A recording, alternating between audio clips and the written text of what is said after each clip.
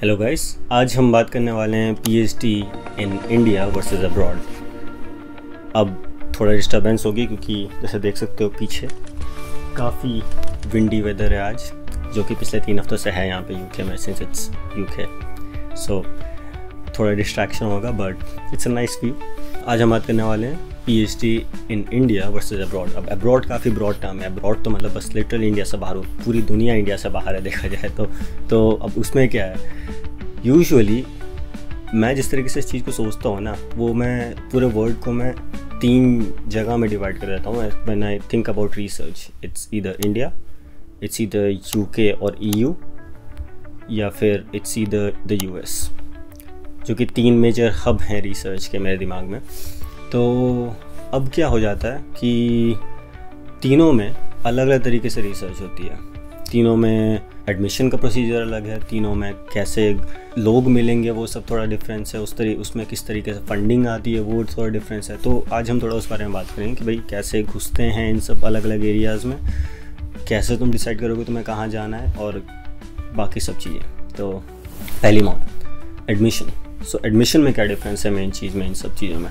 So India में जब देखा जाए ना, तो इंडिया में सबसे पहली बात होती है हमारा आपका CSIR या फिर गेट निकालना पड़ता है, जो कि आपका क्वालिफाइंग एग्ज़ाम होता है।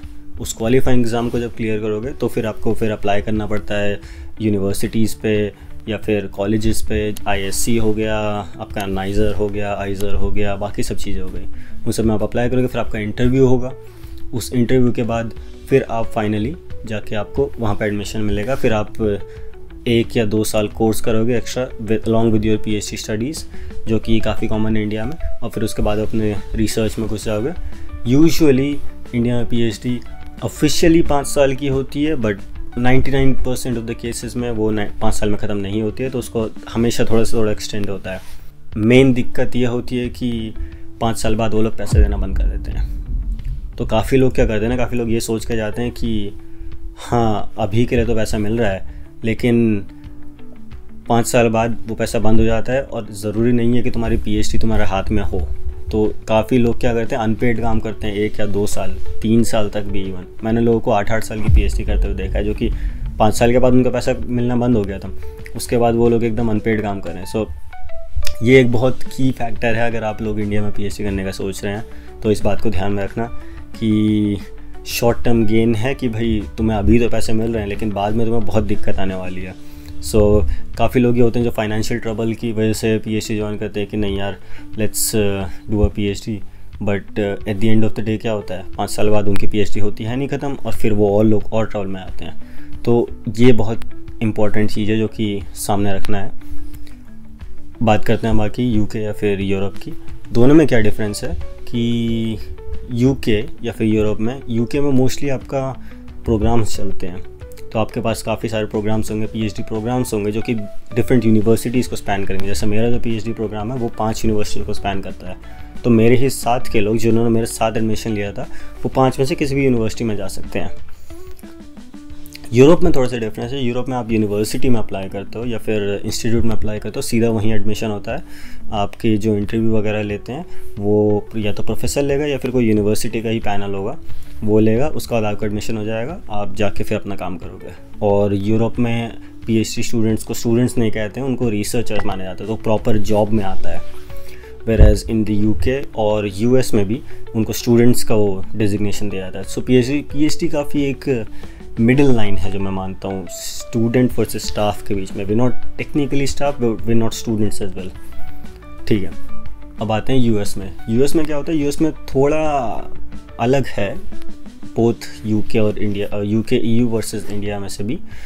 एज इन वहाँ पे आपको जब एडमिशन लेना होता है ना, आपको एक इंग्लिश टेस्ट देना पड़ता है, जो कि कई बार यूके में ही मांगते हैं।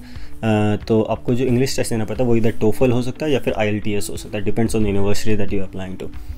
तो वहाँ पे आप लोग जाओगे, आप लोग वहाँ पे अप्लाई करोगे, आप एग्ज़ाम दोगे, आप फिर वहाँ पे नॉर्मल एडमिशन के लिए वहाँ पे कवर लेटर अपना बाकी सब अप्लाई करोगे। उसके बाद फिर आपका एडमिशन होगा। वहाँ पे एडमिशन होने से पहले आपका इंटरव्यू होगा। इंटरव्यू में कंफर्म करेंगे कि भाई आपको घुसना है फिर नहीं घुसना है। उसके बाद फिर आपको जाना है। उसमें फिर आपको US में मोस्ट लाइकली आपको TA-शिप करनी है। TA-शिप मतलब आपको पढ़ाना होता है। पढ़ाना खुद से तुम्हें क्लास नहीं दे देंगे, वो किसी टीचिंग असिस्टेंट की तरह रहोगे तुम लोग। तो उसकी तरह कुछ ना कुछ करना पड़ता है, that's part of your contract. तो वो सब चीज़ें थोड़ी निपटानी पड़ती हैं।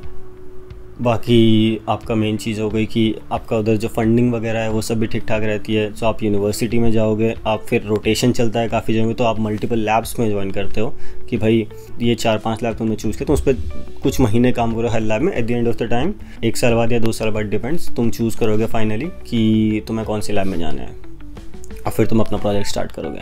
तो अब बात करते हैं पैसों की। तो कितने पैसे मिलते हैं? तो इंडिया में जो है हमेशा थोड़ा थोड़ा चेंज होता रहता है, हर बार थोड़ा थोड़ा इंक्रीज़ करता रहता है। बट एट दिस पॉइंट अभी जो पे PhD स्टाइपेंड मिलता है इंडिया में वो है 37,000, कुछ का 39,000 मिलता है, बट मोस्टली 37,000 मिलता है ऑल ओवर इंडिया में। तो काफ़ी केसेस में ये कॉम्प्लीमेंट किया जाता है कि भाई तुम्हें हॉस्टल वगैरह भी दिया जाएगा, so that kind of takes care of things. But काफ़ी जगहों में नहीं भी होता है। सो तुम्हें बेसिकली ये सोच के चलना है कि तुम्हें अपना पूरा टाइम वो 37,000 में बिताना है पर मंथ में, एंड दैट्स अ स्टाइपेंड। तो वो टैक्स नहीं होता है बेसिकली, क्योंकि तुम लोग स्टिल स्टूडेंट हो। स्टाइपेंड्स टैक्स नहीं होते हैं, सैलरीज टैक्स होती हैं। तो जब यूरोप में होते हैं हम, तो यूरोप में काफ़ी वेरिएबल है PhD स्टाइपेंड, क्योंकि वो यूरोप बहुत बड़ा है पहली बात, और यूरोप अलग अलग कंट्रीज से मिला हुआ, एक कंट्री नहीं है। तो यूरोप में क्या होता है, जैसे स्विट्ज़रलैंड, कि वहाँ के लोगों को ज़्यादा पैसे मिलेंगे क्योंकि वहाँ पे कॉस्ट ऑफ लिविंग भी ज़्यादा है, वहाँ पे खर्चा ज़्यादा होता है लोगों को। Switzerland one of the most expensive countries है पूरी दुनिया की, तो वहाँ पे थोड़ा ज़्यादा खर्चा होता है। आप किसी सस्ती जगह में चले जाओगे तो वहाँ पे थोड़ा कम स्टाइपेंड मिलेगा, but that will be enough कि तुम लोग अच्छे से रह सको। सो बेसिकली ये हो जाता है कि तुम जहाँ पे भी रहोगे यूल बी फाइन। यूके में भी सेम थिंग है, बट यूके में सिंस छोटा सा आइलैंड है at the end of the day UK, तो होता क्या है कि वहाँ पर यूके में हमें मिलते हैं अराउंड 20-25,000 पाउंड्स पर ईयर मिलते हैं। जो उसमें क्या होता है कि सिंस पूरा यूके में आता है तो सब में स्टैंडर्डाइज होता है, मोस्टली सबको अराउंड इतना ही मिलता है। कुछ जगहों में थोड़ा ज़्यादा मिलता है, फॉर एग्जांपल लंदन हो गया and a few other places which I can't recall, but वो सब इसलिए क्योंकि लंदन इतनी एक्सपेंसिव जगह है, तो वहाँ पे उन्हें एडिशनल चाहिए होता है। आई गेस उन्हें 500 पाउंड्स एक्स्ट्रा मिलते हैं हर महीने, फिर कुछ मिलता है, but that's something like that. US में आपको मिलते हैं $20,000-30,000 पर ईयर। उसमें क्या होता है कि वो भी डिपेंड करता है यूनिवर्सिटी में, आपका कॉन्ट्रैक्ट पे डिपेंड करता है, और उसके साथ आपको सिंस टीचिंग भी करनी होती है, तो कई बार क्या होते हैं वो सप्लीमेंट करता है उस इनकम को। सो US में भी मोर और less it's fine around all the places. कुछ जगह जैसे कैलिफोर्निया वगैरह हो गया, अगर वहाँ आप जाओगे तो वहाँ पे महंगाई है ऑब्वियसली ज़्यादा, क्योंकि कैलिफोर्निया बे एरिया है पूरा का पूरा, तो वहाँ पर आपका और ज़्यादा थोड़ी सैलरी मिली क्योंकि वहाँ पे लिविंग कॉस्ट थोड़ी ज़्यादा है, but overall it's okay, you live fine. So जहाँ पे भी अगर तुम लोग चूज़ कर रहे हो कहाँ जाने का, एक वेबसाइट है NUMBEO करके, NUMBEO, उसमें जाओगे तो वहाँ पे कॉस्ट ऑफ लिविंग देख सकते हो। एक छोटी छोटी चीज़ वहाँ पे काफ़ी अच्छा है, कम्युनिटी ड्रिवन है, तो वहाँ पे लोग अपने जैसे दूध का प्राइस डालते हैं कि हाँ इतना है। तो मैं जब यहाँ शेफील्ड ज्वाइन करता मैंने यहीं से कंपेयर किया था कि भाई अराउंड में कितना खर्चा आएगा, रेंटिंग में कितना खर्चा आएगा, यहाँ कितना जाएगा, यहाँ कितना जाएगा, वो सब चीज़ें आप अच्छे से देख सकते हो। और उस हिसाब से जब आपके हाथ में ऑफर रहेगा तो आप सैलरी भी इसमें देख सकते हो कितनी मिल रही है आपको, तो उससे हिसाब से कंपेयर कर सकते हो कि कितना बचेगा कितना नहीं बचेगा, क्या है सो और US में मोस्टली आपको पूरे टाइम पैसा मिलता है, so that's all worth it. UK में PhD 4 साल के होते हैं, यूरोप में भी PhD 4 साल के होते हैं, तो आपका कॉन्ट्रैक्ट रहता है फुली, कॉन्ट्रैक्ट खत्म हुआ आपको PhD पकड़ाएंगे और ख़त्म। PhD ऐसे नहीं कि आपने कुछ भी किया आपको PhD पकड़ा देंगे, they check your thesis, but still आपको 4 साल में ख़त्म करना होता है, इट डजंट एक्सटेंड, क्योंकि आपका कॉन्ट्रैक्ट उतने ही टाइम तक है, उसके बाद आपका वीज़ा एक्सपायर हो जाएगा, आपको कंट्री छोड़नी पड़ेगी अगर कुछ नहीं हुआ तो। अब आते हैं अपॉर्चुनिटीज़ में। काफ़ी लोग क्या कहते हैं कि भैया कहाँ पे ज़्यादा अच्छा रहोगा, मैं US जाऊँ, UK जाऊँ, यूरोप जाऊँ, इंडिया में रहूँ। देखो it doesn't really matter which country you're from, और या फिर किस कंट्री से तुम लोग अपनी PhD कर रहे हो। मैटर ये करता है कि तुम एक्चुअली में तुम्हारी लैब कैसी है, तुम्हारा इम्पैक्ट कैसा है तुम्हारे लैब का उस रिसर्च एरिया में। क्योंकि इकोलॉजी के लैब्स देख लिया जाए, जैसे IISc वगैरह में इंडिया में काफ़ी अच्छी हैं, तो वो प्रॉपर वर्ल्ड लेवल में compete करती हैं वो लैब्स। काफ़ी लोग बाहर से आते हैं इंडिया में उसमें उन लैब्स में काम करने के लिए। IISc में काफ़ी लैब्स हैं, तो इट डजेंट रियली मैटर कि तुम्हारी यूनिवर्सिटी कौन सी है, फिर वो कहाँ से है। ये मैटर करता है तुम्हारी लैब कितनी इंपॉर्टेंट है, तुम्हारी लैब की कितनी पब्लिकेशंस है, तुम्हारे प्रोफेसर को कितने ज़्यादा लोग जानते हैं, उसके कनेक्शंस कितने सारे हैं, कितनी अच्छी वो रिसर्च करता है। सो एज लॉन्ग एज तुम वो चीज़ देख लोगे तुम्हारे पास प्लेंटी अपॉर्चुनिटीज़ होंगी, बहुत ज़्यादा अपॉर्चुनिटीज़ होंगी तुम्हारे पास। उसकी वजह से क्या होगा, तुम लोग जब तुम्हारा प्रोफेसर किसी के साथ बात किया तो ऑब्वियसली वो कहेगा हाँ ये मेरा PhD स्टूडेंट है, ये मेरी PhD स्टूडेंट है, तो you'll form your own connections. तो तुम अगर अच्छी लेवल की लैब के सामने हो, अगर तुम अच्छे लैब के साथ हो, तो तुम्हें बहुत फ़ायदा मिलने वाला है। यूनिवर्सिटी को बहुत कम लोग देखते हैं। Let's say if you're a professor, it doesn't really matter कि तुम वो दूसरा बंदा कौन सी यूनिवर्सिटी में, अगर वो अच्छा काम करे तो वो अच्छा काम कर रहा है, ख़त्म, हेल्प पब्लिश। तो तुम्हें उसके साथ कनेक्शन बनाना पड़ेगा कि हाँ भाई बात करो अच्छे से। So that happens. So Europe वगैरह वाले के पास क्या फ़ायदा है, यूरोप में शेंगन एरिया आता है। शेंगन एरिया का मतलब ये है कि बेसिकली काफ़ी जो लोग हैं वो काफ़ी कंट्रीज़ में आसपास ट्रैवल कर सकते हैं। सारी नहीं, सारी यूरोपियन कंट्रीज़ में नहीं, बट काफ़ी सारी।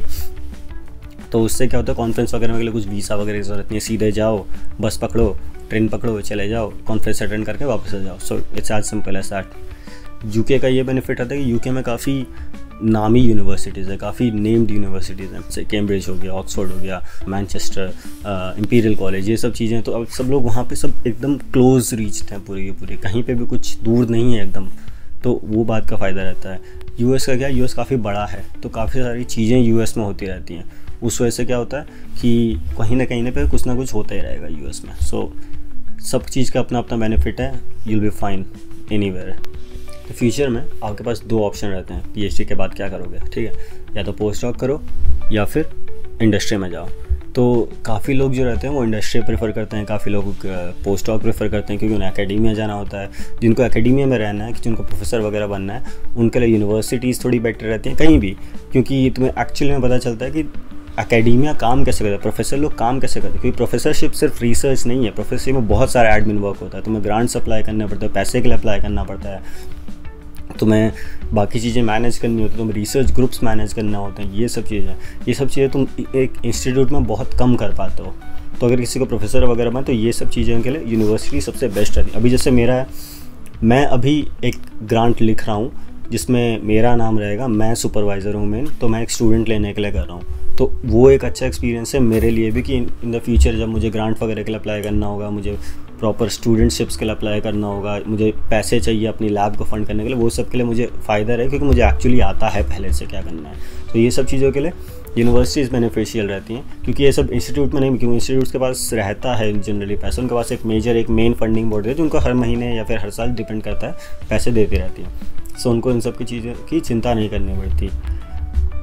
उसके बाद बाकी हो गया आपकी इंडस्ट्री वगैरह में, काफ़ी यूनिवर्सिटी रहती है जिनके इंडस्ट्रीज़ के साथ कोलैबोरेशन रहते हैं। तो उससे क्या होता है कि आप लोग वहाँ पे डायरेक्टली स्विच कर सकते हो। मेरी यूनिवर्सिटी में भी काफ़ी सारों ने डायरेक्ट स्विच किया था कि वो पोस्ट डॉक के लिए नहीं गए, वो डायरेक्ट PhD के बाद इंडस्ट्री चले गए।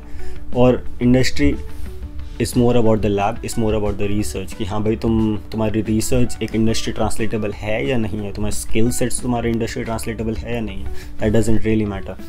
काफ़ी कंट्रीज़ के केस में क्या रहता है ना कि वो मैटर करता है कि तुम कौन से फील्ड में हो। कि जैसे फॉर एग्जांपल US में बैटरीज़ वगैरह का अच्छी रिसर्च होती है कई बार, क्योंकि EVs वगैरह बन रही हैं वहाँ पे, ताइवान वगैरह में भी काफ़ी वो बन रही हैं। तो अगर उन जगह में तो तुम लोग बैटरी वगैरह की तरफ वो कर सकते हो। कुछ जगह में बायोमेडिकल रिसर्च अच्छी से होगी तो तुम उस जगह की इंडस्ट्री में जा सकते हो, कुछ जगह में केमिकल रिसर्च अच्छी होगी। तो वो सब चीज़ें भी तुम्हें थोड़ा एरिया के हिसाब से देखना पड़ेगा तुम्हें कहाँ जाना है। सेम चीज़, ये बात नहीं है कि इंडिया में ऐसा कुछ नहीं है, इंडिया में भी काफ़ी चीज़ों के बारे में है। काफ़ी लोगों के रीज़न रहते हैं कि उन्हें घर में रहते तो इसलिए वो इंडिया चूज़ करते हैं, बट सारे के सारे फैक्टर्स को तुम्हें देखना पड़ेगा, पूरी एक ओवरऑल इमेज देखनी पड़ेगी कि तुम्हें कहाँ पे क्या करना है, तुम्हें आगे कैसे दिखता है। नेक्स्ट स्टेप को सोच के नहीं करना कि नहीं मैंने मास्टर्स कर ली अब I'll do a PhD, कहाँ PhD करनी है, ये सब के लिए बहुत सोचना पड़ेगा। और क्योंकि काफ़ी मैटर करता है तुम्हारी PhD एंड कैसे होती है। इंडिया में रहोगे कुछ टाइम और रुकना पड़ेगा, चांसेस हैं, हर जगह नहीं है। तुम अगर ये चीज़ डिस्कस कर लो सुपरवाइजर से पहले, so it all mostly works fine, but still ये सब चीज़ें ध्यान में रखना है जब भी अगला चीज़ सोचो, ठीक है। तो होपफुली वेदर अच्छा लगा होगा पीछे का। आज अगेन काफ़ी विंडी है, सो बाहर भी निकल सकता हूँ आज मैं, बट लेट्स सी, होपफुली कुछ दिनों में धूप आए एंड बर्फ़ पड़े, कुछ ना कुछ तो ठीक हो। And see you guys next time, bye bye.